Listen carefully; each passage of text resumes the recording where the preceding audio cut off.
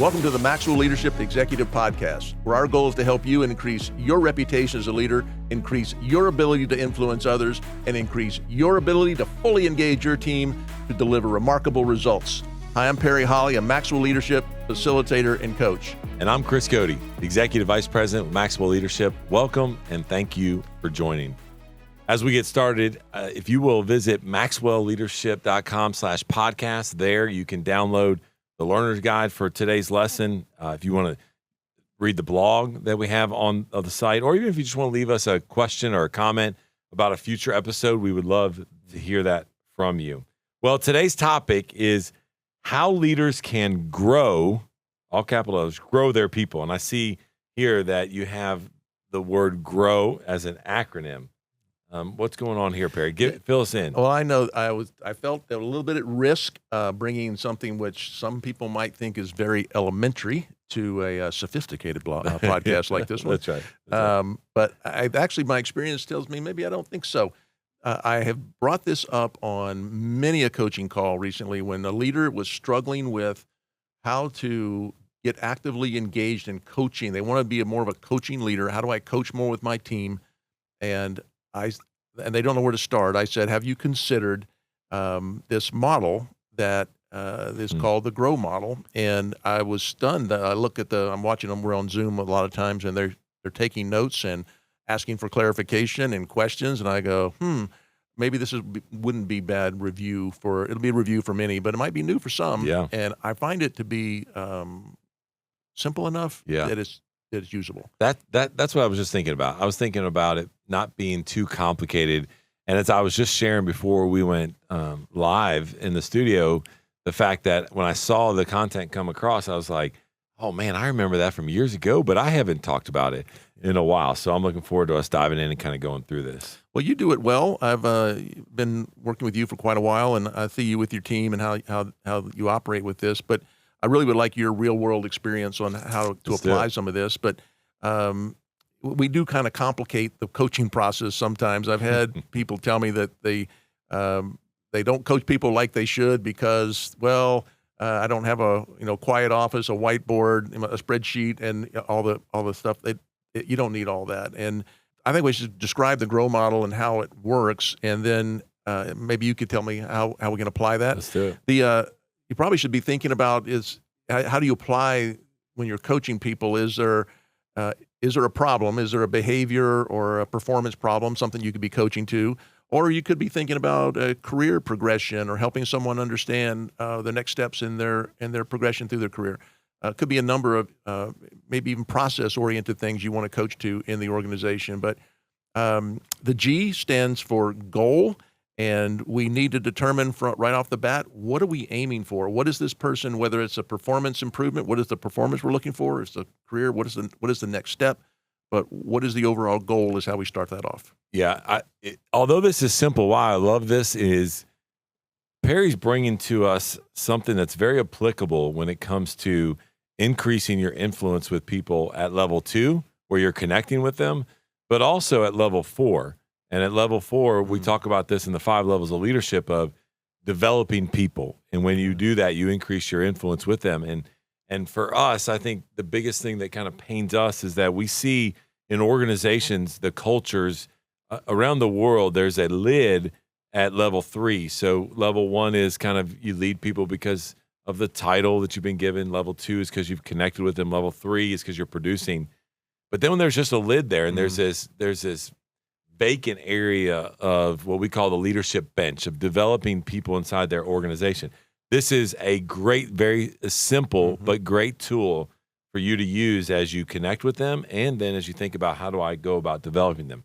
So now coming back to the goal, right? You mentioned this just a minute ago where if this is kind of a behavior or a performance problem, we're going after behavioral change is what we're looking for there. And what is the desired behavior in this goal? The other one was you mentioned about it, is this a career discussion? And the goal may be, what is next? What do you want to do with your career? What's next for you in the organization or even outside the organization, by the way? It's okay to be doing this and developing them and setting up goals, even if it is not to stay with inside your organization. I think one of the things for me when I think about goal and I think about having conversations with people is that if it's within the organization and it's a behavior or performance that we're looking at and it's a behavioral change, that I want to get really clear around what the goal is. As simple and as clear as possible. Will it be uncertain? Will there be uncertainty? Absolutely. There will be uncertainty about how we're going to go about getting it. What does that look like? What are the problems? There's going to be a lot of uncertainty. But man, if we're really clear and try to get the goal as simple as possible, I think that does a great deal for not only the leader, but also the individual, what you're talking to there.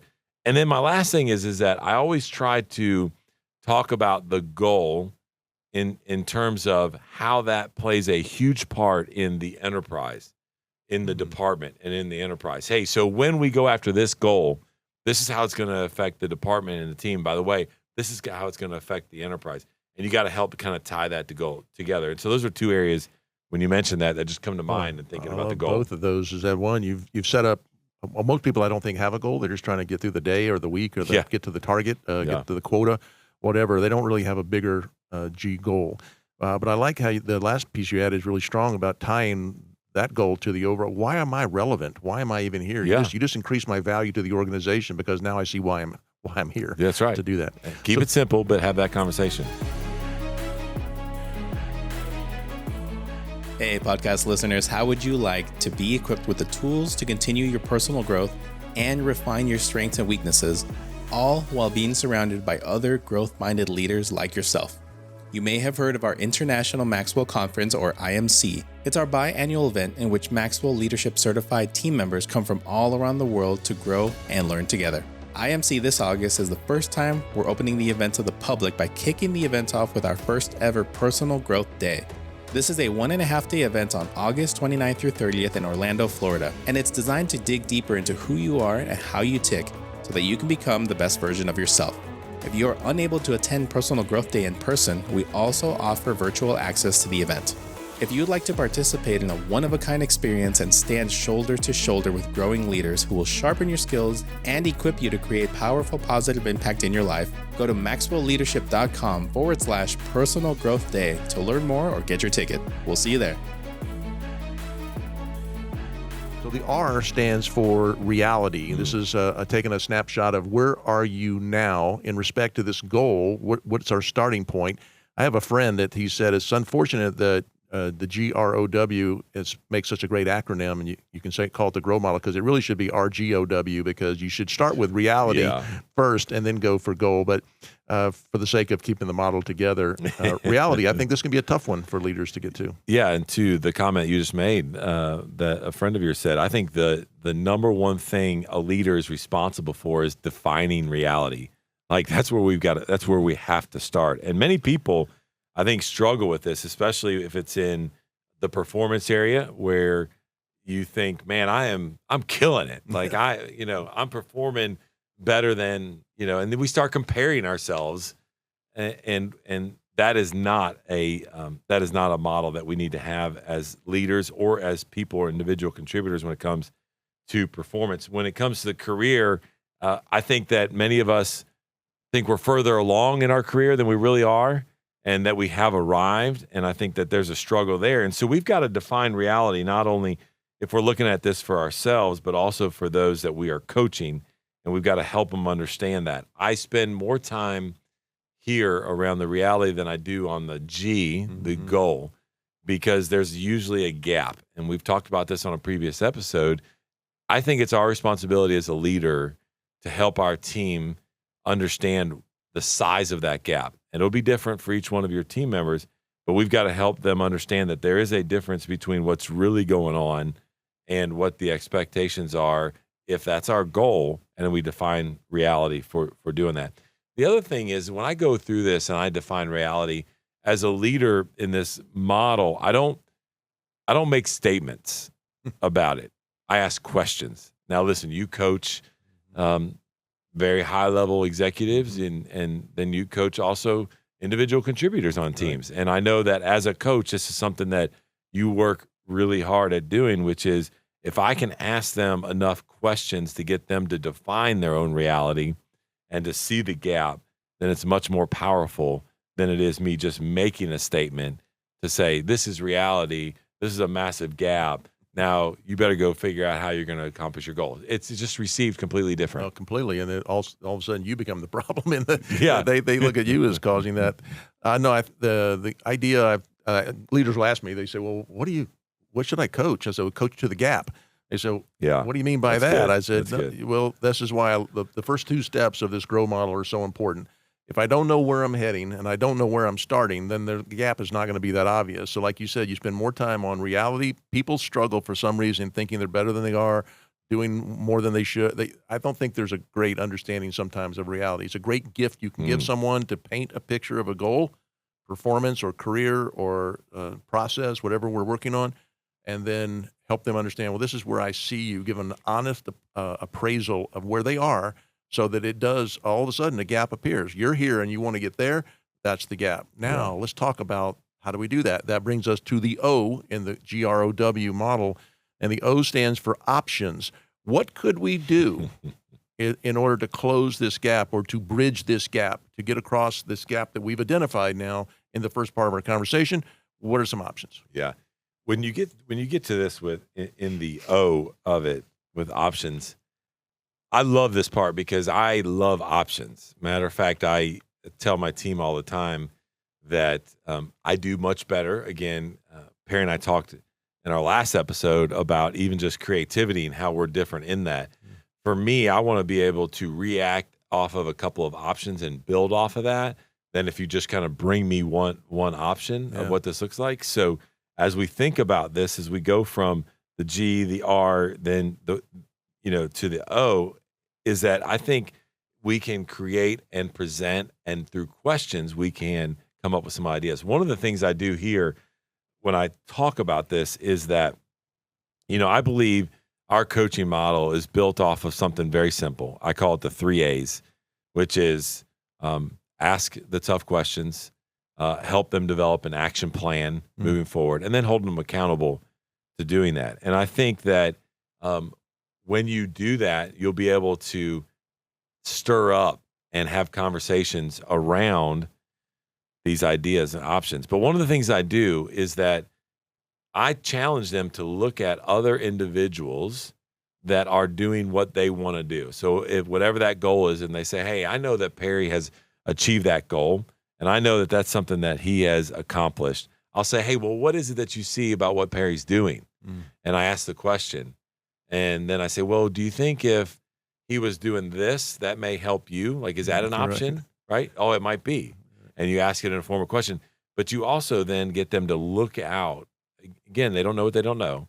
And so you get them to do a comparative analysis on maybe some other people that are achieving similar goals that they would want to do. It's just one way for you to do that. And then what I love, is that if you begin to have those conversations and you leave them with these options and you're asking these questions, then that just opens the door right into your next coaching conversation with them, of being able to hold them accountable to your last conversation. And I love that. And the big thing I learned about the O part about options was it needs to be as much as possible their idea. They come up with the options. Again, if you come up with an option and it doesn't work, then you're to blame. So getting them to commit for that leads us to the W, the final step of the GROW model, and that is some say the way forward, or what will you do?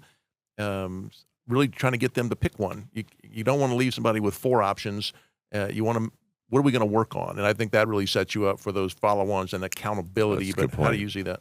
Yeah, that's a good point. So for me, you got to have clarity around the goal, right? And then you got to have clarity around reality. And then you got to have clarity around what the options are. And then guess what? You got to have clarity around the way forward. Yeah.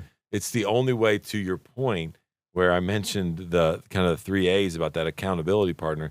You should never have a conversation with somebody through this process and then leave it open-ended, right? You should always say, hey, all right, so listen, so what are your next steps?